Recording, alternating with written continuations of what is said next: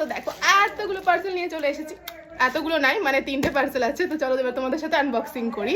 তো ফার্স্টে এইটা, আমার এত পার্সেল আসছে যে আমি নিজেও বুঝতে পারছি না কখন কি ঢুকছে, বাট এটা তো কনফার্ম, মানে বক্সটা দেখে যে জুতো টাইপের কিছু আছে।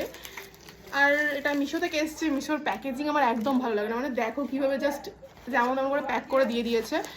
একটা জুতো আমার আগে ফ্লিপকার্ট থেকেও এসছে, সেটার প্যাকেজিং খুবই সুন্দর, বাট এটার প্যাকেজিংটা একদমই ভালো লাগেনি। এই দেখো জুতোটা, এটা একটা স্লিপার, মানে আমি যেরকম দেখেছিলাম ছবিতে একদম সেম টু সেম সেরকমই দিয়েছে। প্যাকেজিং একটু খারাপ ঠিক আছে, বাট জুতোটা তো খুবই সুন্দর লাগছে আমার দেখতে, তোমরাও দেখে নাও, মানে খুবই সরি এরকম খুব। নেক্সট হচ্ছে এইটা, এটাতে কি আছে আমি জানি না, বুঝতে পারছি না ঠিক কি আছে। এইটাতে আছে হচ্ছে পার্স। এই পার্সটা আমি মিশো থেকেই অর্ডার করেছিলাম, আর হচ্ছে মানে মিশো থেকে একসাথেই এসছে দুটোই। দেখি এটার কোয়ালিটি কেমন এসছে এবার। এই হচ্ছে এর হ্যান্ডেলটা, ভালো এসছে, মানে যেরকম ছবিতে দেখেছিলাম সেরকমই এসছে।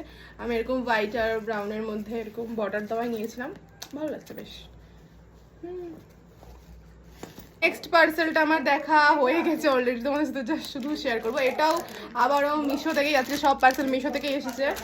এটার কাপড়ের কোয়ালিটিটা এত সুন্দর, আর মানে এই প্রিন্টটাও এত প্রিটি লাগছে, আমি যেরকম দেখেছিলাম একদম সেরকমই এসেছে।